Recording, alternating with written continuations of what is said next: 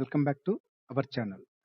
In today's video, I'm going to talk about the front-end interview question that was asked at Quinn's company. The challenge is given an array of votes, return the candidate with the most votes. If there is a tie, the first to appear wins. Let's start with an array of votes.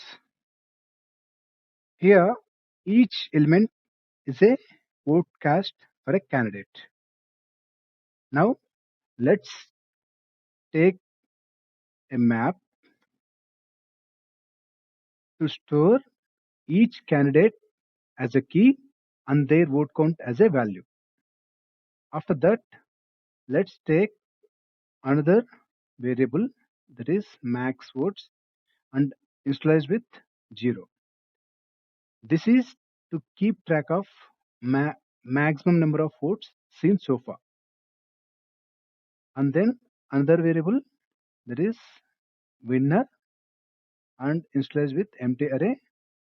This variable is to store the name of the candidate with most votes.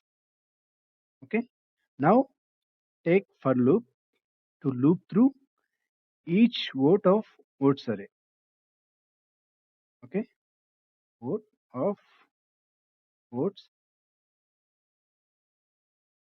Inside for loop, let's update the vote count for each candidate. Okay. Using map.set and then pass the candidate as a key. After that, we should update the count. To update the count, let's take the current. Let's get the current count using map.get vote. If there is no current count, let's default to 0. Okay. If there is no current count, let's default to 0.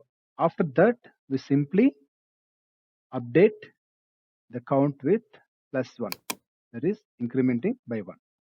This is to update voter count for each candidate. So after this, we check if the current candidate now has more votes than previous max votes.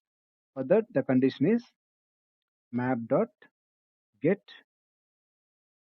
vote greater than max votes, where we are saving our max number of votes. Okay. If it is greater than previous max votes, update max votes with candidate vote count. And then set winner to current candidate. Okay. This is to update the vote count for candidate and then check the condition to see if candidate vote count is greater than max votes, then update max votes as well as winner. Now at the end of for loop, let's print the winner.